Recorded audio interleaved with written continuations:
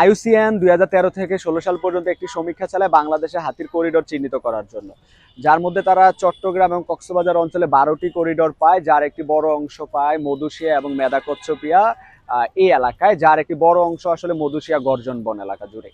তো সেইখানে এখন স্থানীয় সরকার প্রকৌশল অধিদপ্তর একটি সড়ক নির্মাণের উদ্যোগ নিয়েছে, যারা বনের অন্যদিকে আসলে সড়ক নির্মাণ প্রায় শেষ করে ফেলেছে। এখন বনের মধ্যে দিয়ে যে অংশটুকু বাকি সেই পর্যায়ে তারা রয়েছে।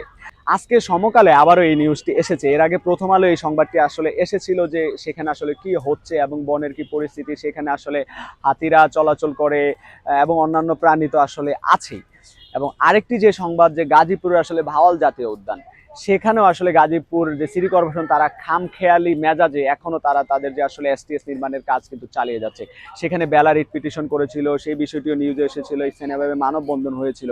এখন পর্যন্ত আসলে সেটি তারা বন্ধ করে নাই। সেখানে আসলে এই ভাওয়াল জাতীয় উদ্যান, সেখানে আসলে শেয়াল রয়েছে, বেজি রয়েছে, অন্যান্য পাখিরা রয়েছে। এই সেখানে বর্জ্য ফেলা হলে সেখানকার পরিবেশগত এবং জীব বৈচিত্র্য আসলে হুমকির মুখে পড়বে। এবং আরেকটি যে বিষয়, মহেশখালীর যে আসলে শাপলাপুর ইউনিয়ন, সেখানেও কিন্তু সেই স্থানীয় সরকার প্রকৌশল অধিদপ্তর সেই রাস্তা নির্মাণ করতেছে একটি বনের ভিতরে। এবং সেখানে আসলে বিপন্ন প্রায় কচ্ছপের আসলে একটা আবাসস্থল, অজগরের আবাসস্থল এবং অন্যান্য আসলে প্রাণীরা তো আছেই আমাদের বনজুড়ে, এবং সেটি আসলে সংরক্ষিত একটি বন, একইভাবে ভাওয়াল জাতীয় উদ্যানও। অর্থাৎ সরকারি আসলে এই সংস্থাগুলো কি নজর শুধু এই বন পাহাড়ের দিকেই যাবে? তারা কি আসলে সেগুলো ধ্বংস করে রাস্তা নির্মাণ করা লাগবে?